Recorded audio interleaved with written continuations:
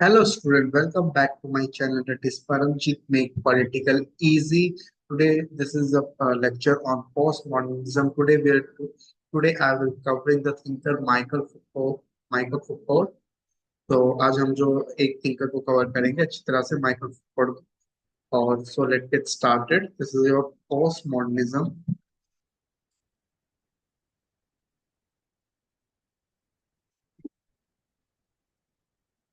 This is your post modernism part 2. I hope आपने कल part 1 देख लिया होगा. Basically, on previous lecture we have discussed only what is postmodernism and the features. Okay, today we'll be covering the first thinker. Okay, that is Michael Foucault. जो Michael फूको है वो एक French philosopher थे, historian थे और एक social social theorist थे. Okay, उन्होंने जो अपना वर्क उन्होंने अपना एकेडमिक वर्क है वो जैसे political theory, sociology, culture study में यहाँ पे उन्होंने कंट्रीब्यूट किया है. और उनके जो आइडिया है ना वो जो बेसिकली जो उनके आइडिया वो कहाँ पर मतलब किस अराउंड रिवोल्व करते हैं. जैसे relationship between power, knowledge and social institution, और साथ साथ में कैसे ये ह्यूमन बिहेवियर को शेप करते हैं और कैसे उनकी थिंकिंग को भी शेप करते हैं. जो फुकड़ का जो माइकल का जो फुकड़ है उनका जो बेसिकली क्रिटिक किसके ऊपर था, मॉडर्निटी के ऊपर, इंस्टीट्यूशन के ऊपर और द कंसेप्ट ऑफ सेल्फ. जैसे जैसे कंसेप्ट ऑफ सेल्फ में कैसे जो है एक मोस्ट इम्पोर्टेंट जो फिगर आई है हमारी पोस्ट मॉडर्निज्म में और पोस्ट स्ट्रक्चरलिज्म थॉट्स में. इनका क्रिटिक भी आपको पता होना चाहिए. क्या इनको से क्रिटिक किया है लोगों ने, माइकल ने, और कौन सा क्रिटिकल नहीं किया है. This is a small introduction of the Michael. Now moving on to the his key concept of Foucault work.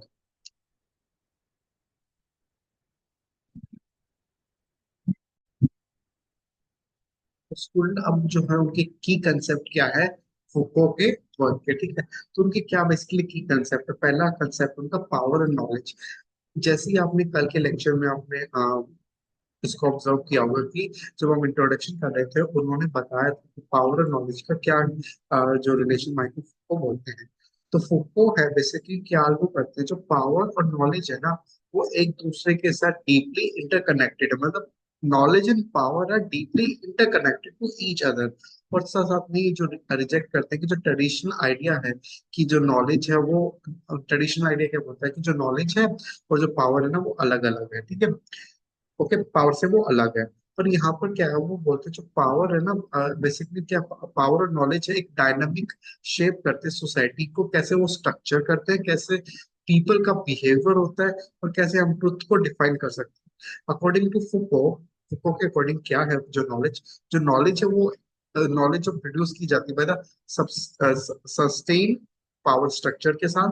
और साथ साथ जो पावर है बेसिकली उन्होंने पावर को क्या डिफाइन किया कि power it is what is considered truth. तो पावर को बेसिकली उन्होंने बोला है कि जैसे ट्रूथ है, कैसे हम ट्रूथ को कंसिडर करते हैं ऐसे ही हमारी पावर. फिर उनका next concept power as a ubiquitous का मतलब क्या है. जो फुको है ना उन्होंने जो पावर का जो बेसिकली उन्होंने एक सेंटर जो अथॉरिटी थी, एक सेंटर जो आर्गुमेंट था उसको रिजेक्ट किया है. कि जैसे मतलब उनका उन्होंने ये स्टेटमेंट को रिजेक्ट किया कि जो सेंट्रल अथॉरिटी मतलब कि स्टेट के पास पावर होती है, पर नहीं. जो फुको है उन्होंने कहा कि पावर है ना हर जगह होती है. पावर सर्कुलेट होती है सोसाइटी. सोसाइटी जैसे बेसिकली कहने का मतलब ये है कि जो इन्होंने जो नोशन है उसको रिजेक्ट किया है कि बस जो अथॉरिटी है, जो पावर स्टेट के पास है नहीं. उन्होंने बोला कि पावर हर जगह है. जैसे एक सोसाइटी में होती है, सोसाइटी से जैसे आप एवरीडे प्रैक्टिस में आती है, इंस्टीट्यूशन में आती है, डिस्कवर में आती है. और साथ साथ में उन्होंने बताया कि जो हमें क्या है पावर को डिसेंट्रलाइजेशन करना चाहिए, ठीक है. उसको है ना मतलब सेंटर, स्टेट और लोकल लेवल पे डिस्ट्रीब्यूट करना चाहिए. तो पावर वो सेंट्रलाइज नहीं होनी चाहिए, मतलब सिर्फ स्टेट के पास नहीं होनी चाहिए. पावर हर जगह होनी चाहिए, पावर का हर जगह यूज होना चाहिए. और उन्होंने साथ साथ में पावर को एक डिसिप्लिनरी पावर बोला है. कि जैसे जैसे मॉडर्न सोसाइटी में के अकॉर्डिंग क्या होती है, पावर को उन्होंने डिसिप्लिनरी पावर को पावर समझा है बेसिकली. क्या समझा है कि जैसे पावर एक जैसे बहुत सारे इंस्टीट्यूशन होते हैं, जैसे स्कूल में पावर है, हॉस्पिटल में पावर है, प्रिज्म में पावर है, फैक्ट्रीज में पावर है। ये पावर कैसे देखो, स्कूल में पावर किसकी है, प्रिंसिपल्स की है, टीचर्स की है, कि बच्चों को सही रूल्स और रेगुलेशन और एक अच्छे वेल मैनर तरीके से पढ़ाया जाए, उनके जो है अपब्रिंगिंग की जाए। हॉस्पिटल में किसकी जो पावर होती है, डॉक्टर्स की होती है, स्टाफ नर्स वार्ड्स की होती है, ठीक है। फिर प्रिज्म में किसकी होती है, जो प्रिजनर होते हैं, जो मतलब उनके ऊपर जो कंट्रोल करते हैं, ठीक है। और फैक्ट्रीज में जैसे मैनेजर की पावर होती है ना, तो उनका कहने का मतलब है जो मॉडर्न टाइम में पावर ना हर जगह है। और साथ साथ में जो ये इंस्टीट्यूशन होती है जो पावर में क्या, बेसिक पावर क्या करती है, मॉनिटर करती है, रेगुलेट करती है, इंडिविजुअल का बिहेवियर को कंट्रोल करती है। और साथ साथ में कैसे जो इंडिविजुअल है, जो पीपल है, उनको हमें कैसे सोशल नॉर्म्स परफॉर्म करने, सोशल नॉर्म्स के साथ साथ हमें अपना काम करना है, तो कैसे उनका बिहेवियर को भी इस साथ साथ मदद करते हैं। तो power is a disciplinary power को बोला है फुको ने। Moving on the next point, जो पावर है वो पावर बायो बायो पावर भी है, बायो पॉलिटिक्स भी है। जो फुको और उन्होंने जो कंसेप्ट को इंट्रोड्यूस किया था, बाय पावर का मतलब, पावर का मतलब क्या होता है, which is refer to the way in which modern state regulate. देखो, जिस इन्होंने बायो पावर कंसेप्ट को क्या बोला है कि जैसे एक मॉडर्न स्टेट में क्या होता है, जैसे पावर, जैसे स्टेट है रेगुलेट करता है अपनी पावर किस पे, पॉपुलेशन लेवल, मतलब कहने का मतलब है कि बायो पावर मतलब एक स्टेट में, जैसे एक स्टेट होता है, एक राज्य होता है, वो क्या करता है, अपनी पॉपुलेशन को कंट्रोल करता है ना। एट तो वो भी पावर होगी ना, ठीक है।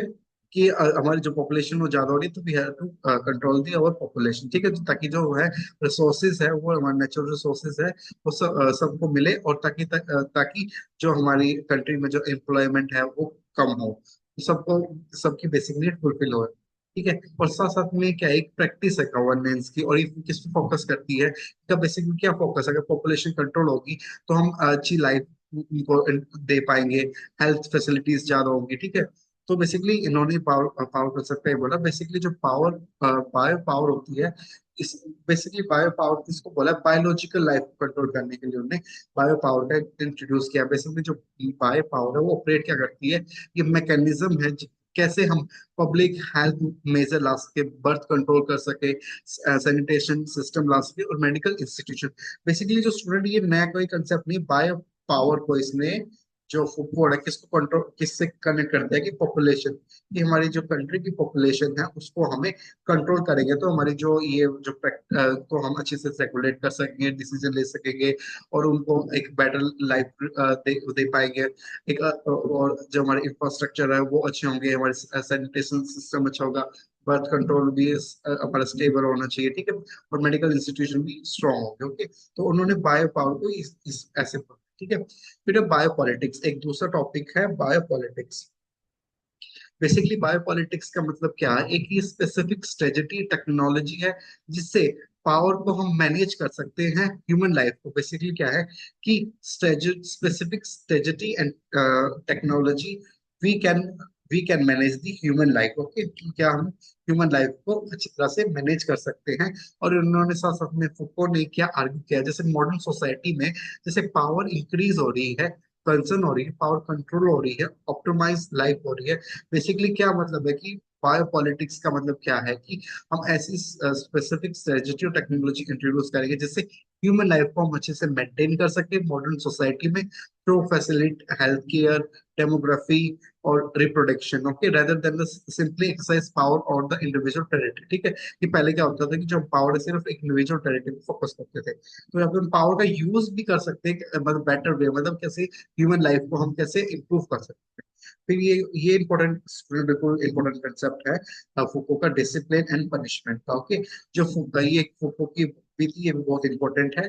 जो फुको ने अपनी किताब लिखी थी डिसिप्लिन एंड पनिश 1975 में, उन्होंने क्या लिखा था कि उन्होंने क्या एक्सप्लोर किया था कि कैसे हिस्टोरिकल ट्रांसफॉर्मेशन हुआ पनिशमेंट का, मतलब कैसे कैसे जो पनिशमेंट की जो ट्रांसफॉर्मेशन हुई है, कि पहले इतिहास में कैसे उनको पनिशमेंट दी जाती थी, उनका भी over period of time there is a change in the there is a change in the transformation of punishment, there is a change in the punishment. Okay. और साथ साथ में उन्होंने ये रिफ्लेक्ट किया कि कैसे पावर में भी शिफ्ट आया। उन्होंने साथ साथ में ये कॉन्ट्रैक्ट किया है कि कैसे जो हमारी pre modern form of punishment होती थी, और कैसे मतलब एक, सॉरी, इन्होंने क्या बताया है यहाँ पे, क्या है, इन्होंने डिफरेंशिएट बताया कि जो प्री मॉडर्न फॉर्म की पनिशमेंट क्या होती थी और मॉडर्न फॉर्म की पनिशमेंट जैसे सर्विलेंस डिसिप्लिन भी है, तो उन्होंने इसके बारे में अच्छी तरह से एक्सप्लेन किया है। फिर है पेंटो पेंटोटिज्म। ठीक है, ये बहुत एक फेमस कंसेप्ट है। एक है सर्विलेंस सोसाइटी का कंसेप्ट है। ये दो कंसेप्ट है, इन्होंने डिसिप्लिन एंड पनिशमेंट दिए हैं। ओके। तो पेंटोनिज्म का मतलब है कि फेमस कंसेप्ट है फुको का। एक ये मेटाफोर है, इसने ये ड्राइव किया जैसे कहाँ से उन्होंने लिया कि जो बेंथम की एक प्रिज्म डिजाइन से लिया गया है। और जो पेंटोनिक्स का मतलब है एक सर्कुलर प्रिज्म है। ओके। यहाँ पे एक मिनट, लेट मी। इसमें क्या क्या मतलब है कि ये देखो।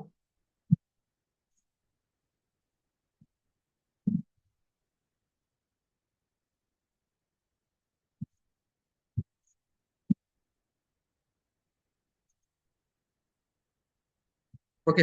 ये पेंटोनिज्म। ओके।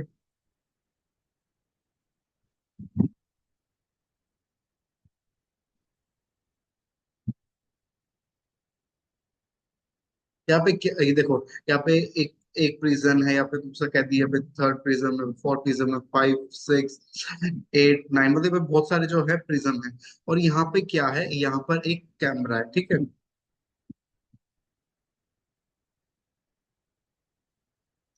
यहाँ पे क्या है, कैमरा है। ठीक है, सर्वेलेंस के लिए यहाँ पे क्या है, एक कैमरा है। ठीक है। तो बेसिकली इन्होंने क्या बोला है कि देखो, पेंटोनिज्म क्या मतलब होता है कि हमारे पास एक सेंटर कैमरा है। जो सेंटर कैमरा क्या है, वो सब पे नजर रखेगा। ये सोच रहा होगा कि ये मेरे पे नजर नहीं रख रहा, मतलब वो हर चार मतलब 360 डिग्री। ठीक है, वो 360 डिग्री पे सब प्रिज्म की एक्टिविटीज को कंट्रोल कर रहा है, सर्वेलेंस कर रहा है कि कौन सा प्रिज्म क्या एक्टिविटी कर रहा है। ठीक है, तो इसको बेसिकली उन्होंने कंसेप्ट ये दिया था पेंटोनिज्म